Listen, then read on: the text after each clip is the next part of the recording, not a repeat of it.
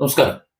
രാഹുൽ മാങ്കൂട്ടത്തിനെതിരെ വലിയ ആരോപണങ്ങൾ പുറത്തു വന്ന സമയത്ത് ആ ആരോപണങ്ങളെ ഏകപക്ഷീയമായി കൊണ്ടുപോയ ചാനലുകളിൽ ഏറ്റവും പ്രധാനപ്പെട്ട ഒരു ചാനലാണ് റിപ്പോർട്ടർ ചാനൽ. ന്യൂസ് 18 കൂടെ ഉണ്ട്. പക്ഷേ റിപ്പോർട്ടർ ചാനൽ മറ്റുള്ളവരെ ഫോക്കസ് ചെയ്തുകൊണ്ട് പോകുന്നത്, അതായത് തകർക്കുക എന്നുള്ള ലക്ഷ്യം, വാർത്തയുടെ നീതീകരണമല്ല അവിടെ, അല്ലെങ്കിൽ വാർത്തയുടെ വിതരണമല്ല, വാസ്തവം എന്താണ് എന്ന് പറഞ്ഞു കൊടുക്കലല്ല, ഒരു കൂട്ടരെ തകർക്കുക എന്നുള്ള ഒരു അജണ്ടയോട് കൂടിയാണ് പലപ്പോഴും വാർത്ത ചെയ്യുന്നത് എന്ന് തോന്നിയിട്ടുണ്ട്. ഇപ്പോ എന്റെ നാട്ടിൽ നടന്നതായിട്ട്, ഈ അടുത്ത് തിരൂര് താനൂര് മേഖലയിൽ നടന്നതായിട്ടൊരു സംഭവത്തിന് മുമ്പ് റിപ്പോർട്ടർ ചാനൽ കൊണ്ടുവന്ന വാർത്ത നമുക്കറിയാം. ഒരു വ്യാജ വാർത്ത. ഒരു വീട്ടമ്മയെ പിടിച്ചുകൊണ്ടാണ് ആ ഒരു വാർത്ത പറഞ്ഞത്. പരാതി പറയാൻ ചെന്ന ഒരു പോലീസുകാരൻ തന്നെ ബലാത്സംഗം ചെയ്തു എന്നതായിരുന്നു പരാതി.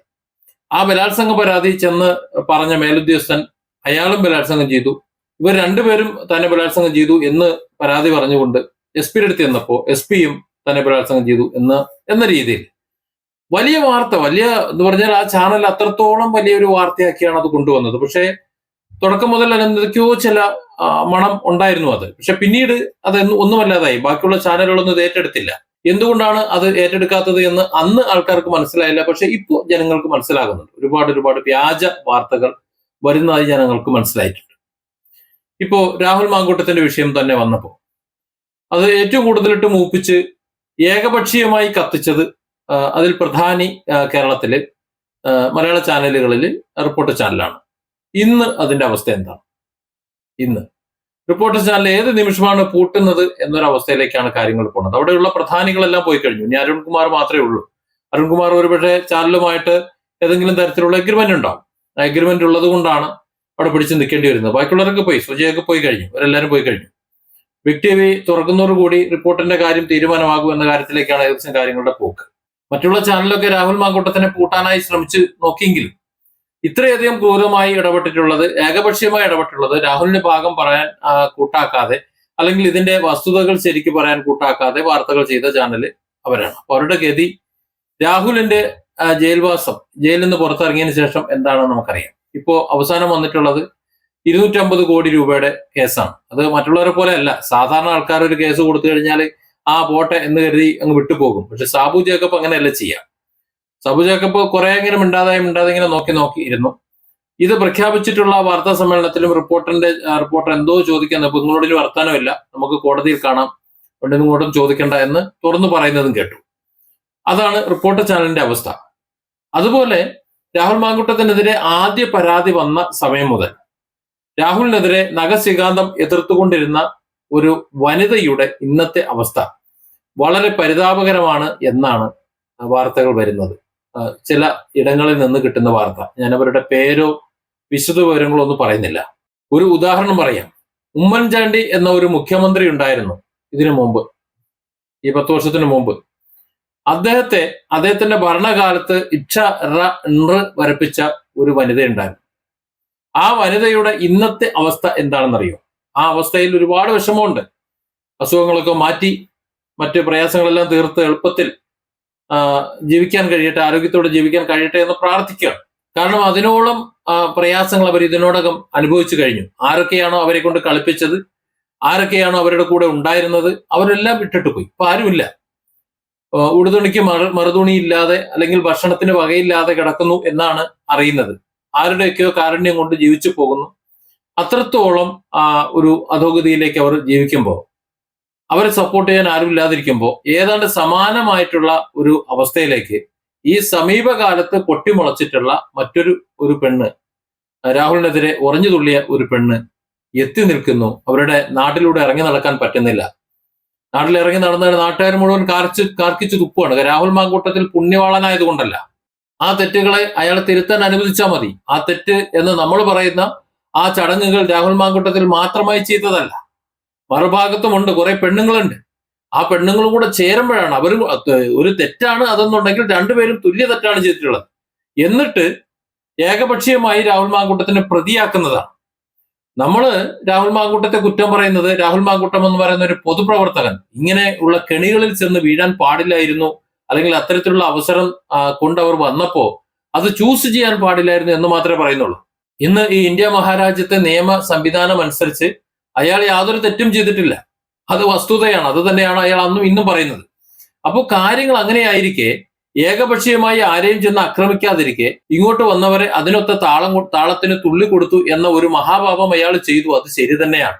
ഇനി അത് ചെയ്യാഞ്ഞാൽ മതി. ആരുടെയും കുടുംബത്തിൽ കയറി അയാൾ ഒന്നും ചെയ്തില്ല.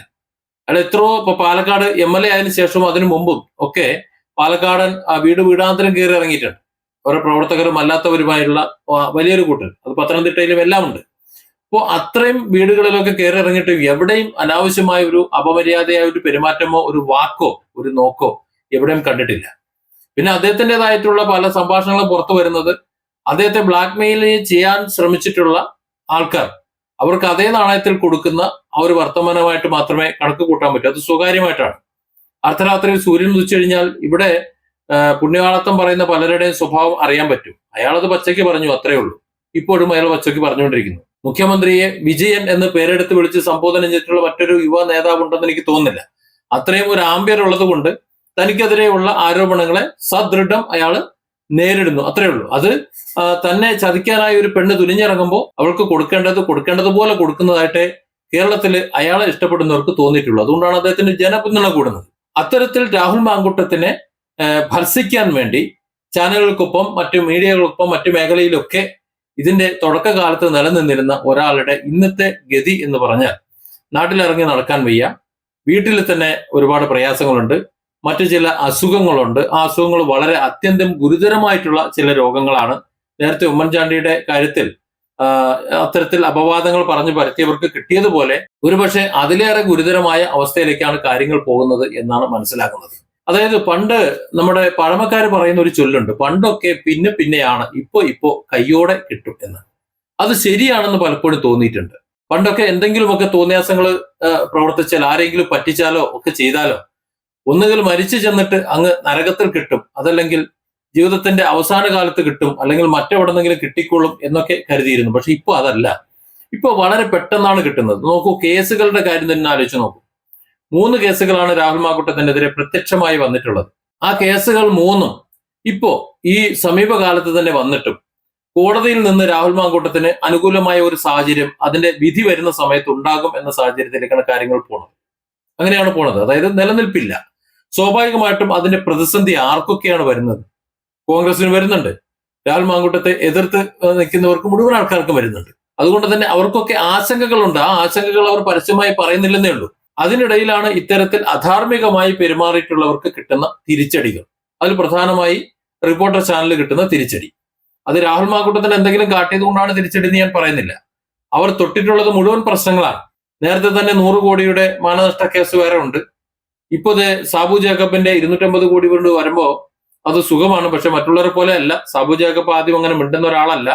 എന്നാൽ ഇറങ്ങിക്കഴിഞ്ഞാൽ കടിച്ചു മാന്തി കുടലുമാല പുറത്തിട്ട് അത് കത്തിച്ച് പറ്റുന്നുണ്ടെങ്കിൽ അരച്ച് ചമ്മന്തിയാക്കി തിന്നിട്ടേ അടങ്ങും. അതങ്ങനത്തെ ഒരു വ്യക്തിയാണ്. കാരണം അദ്ദേഹത്തിന്റെ സ്ഥാപനത്തെ അടപടലം ബുദ്ധിമുട്ടിക്കാൻ വേണ്ടി ഒരു ഭരണ സംവിധാനത്തെ ഉപയോഗിച്ചുകൊണ്ട് CPM ശ്രമിച്ചുകൊണ്ടിരുന്നപ്പോ അവരെ എല്ലാം അട്ടിമറിച്ചുകൊണ്ട് ഒരു കൂട്ടായ്മ ഉണ്ടാക്കി ആ ഭരണം പിടിച്ചെടുത്ത് അതിനുശേഷം സമീപ പഞ്ചായത്തുകളും ഭരണം പിടിച്ചെടുത്ത് CPMന്റെ ഏറ്റവും വലിയ തലവേദനയായി മാറിയിട്ടുള്ള മാറ്റം കഴിഞ്ഞിട്ടുള്ള ഒരു എന്താ പറയുക ഒരു സംവിധാനമാണ്. ആ സംവിധാനത്തെ ഉണ്ടാക്കിയ ഒരു വ്യക്തിയാണ്. ഒരാൾ ഒറ്റയ്ക്ക് വിചാരിച്ചപ്പോഴത് ഉണ്ടായത്. അതിനുള്ള ശേഷിയും ശേമുഷിയും സാമ്പത്തികവും അദ്ദേഹത്തിനുണ്ട്. ഇപ്പോ കഴിഞ്ഞ ദിവസം സാബു ജേക്കബിനോടുള്ള ആരോപണം എന്തായിരുന്നു? 6 കോടി GST അടച്ചില്ല. സത്യത്തിൽ സാബു ജേക്കബിന് GST ഇല്ല. സാബു GST ഇങ്ങോട്ട് കിട്ടാനാണ് എന്ന് കഴിഞ്ഞ ദിവസം വാർത്താ സമ്മേളനത്തിൽ പറഞ്ഞിരുന്നു. അതിൽ റിപ്പോർട്ടറെ മിണ്ടാൻ സമ്മതിക്കാതെ കണ്ടം വഴി ഓടിച്ചത് നമ്മൾ കണ്ടു. അതായത് തിരിച്ചടി രാഹുൽ മാങ്കൂട്ടത്തിന് ഏതെങ്കിലുമൊക്കെ അവസ്ഥയിൽ എന്തെങ്കിലുമൊക്കെ ചെയ്തവർക്ക് ഒരു തരത്തിൽ അല്ലെങ്കിൽ മറ്റൊരു തലത്തിൽ തിരിച്ചടി ലഭിച്ചുകൊണ്ടിരിക്കുന്നു. അത് രാഹുൽ ശ്രദ്ധവാനായതുകൊണ്ടല്ല, അത് അവരുടെ ധാർമ്മികമായ പാതയിലൂടെ സഞ്ചരിക്കേണ്ടവർ അത് ചെയ്യാത്തത് കൊണ്ടാണ്. സാമൂഹിക ഉത്തരവാദിത്വം നടത്തേണ്ടവരാണ് ഈ പറഞ്ഞ ചാനലുകൾ എന്ന് പറഞ്ഞത്. ജനാധിപത്യത്തിന്റെ നാലാത്തൂടുകളാണ്. അവർ അധാർമികമായി പ്രവർത്തിക്കുമ്പോൾ സ്വാഭാവികമായിട്ടും അതിന്റെ തിരിച്ചു കിട്ടും. അതാണ് ഇപ്പോൾ റിപ്പോർട്ടർ ചാനൽ കിട്ടിക്കൊണ്ടിരിക്കുന്നത്. അധാർമികമായി സംസാരിച്ചുകൊണ്ടിരുന്ന യുവതിക്കും അത്തരത്തിൽ വലിയ പ്രയാസങ്ങൾ നേരിടുന്നു. ഉമ്മൻചാണ്ടിയുടെ കേസിൽ അവിടെ അതിന് ആരൊക്കെയാണോ കളിച്ചത് അവർ ഇന്ന് കിടക്കുന്നത് പോലെ അതേ ഒരു അവസ്ഥയിലേക്ക് അവർ എത്തിച്ചേർന്നു എന്ന് കേൾക്കുന്നതിൽ വളരെ പ്രയാസമുണ്ട്. കാരണം മറ്റുള്ളവർ എന്തെങ്കിലുമൊക്കെ ആപത്തിൽപ്പെടുന്നതോ അല്ലെങ്കിൽ അവർ അനുഭവിക്കുന്നതോ കേട്ട് സന്തോഷിക്കാനുള്ള ഒരു മാനസികാവസ്ഥയൊന്നും എനിക്കില്ല. മലയാളികൾക്ക് അങ്ങനെ ധാർമ്മികമായി ചിന്തിക്കുന്നവർക്കൊന്നും അത്തരത്തിൽ ഉള്ള അവസ്ഥകളില്ല. അതുകൊണ്ട് തന്നെ ഈ ഒരു കേസിലും ഇപ്പൊ അനുഭവിച്ചുകൊണ്ടിരിക്കുന്നത് വളരെ ഗുരുതരമായ ഒരു കേസ് തന്നെയാണ്. എനിക്ക് തോന്നുന്നു അവർക്ക് മനസ്താപം ഉണ്ടാകും. ആ മനസ്താപത്തെ ഉൾക്കൊണ്ടുകൊണ്ട് ചെയ്തത് തെറ്റായി എന്ന് ബോധ്യപ്പെട്ടിട്ടുണ്ടെങ്കിൽ ആ ഒരു ബോധ്യത്തെ ഉൾക്കൊണ്ടുകൊണ്ട് അദ്ദേഹത്തിന് സുഖമാകട്ടെ എന്ന് മാത്രമേ പറയാനുള്ളൂ. കാരണം മറ്റുള്ളവരുടെ വിഷമങ്ങളും പ്രയാസങ്ങളും അല്ല നമ്മുടെ എന്താ പറയുക ലക്ഷ്യം എന്ന് പറയുന്നത്. ഏതായാലും രാഹുൽ മാങ്കൂട്ടത്തിനെ ഒരറ്റത്ത് നിന്ന് അനാവശ്യമായി അധാർമികമായി കൊടുക്കാൻ ശ്രമിച്ചിട്ടുള്ള ഓരോരുത്തരായി ഒരു വശത്ത് നിന്ന് ഒതുങ്ങി തുടങ്ങുന്നു എന്നത് വസ്തുതയാണ്. അത് കാണാതിരിക്കാൻ പറ്റില്ല, പറയാതിരിക്കാൻ പറ്റില്ല. Different angles. Don't forget to subscribe and support this channel.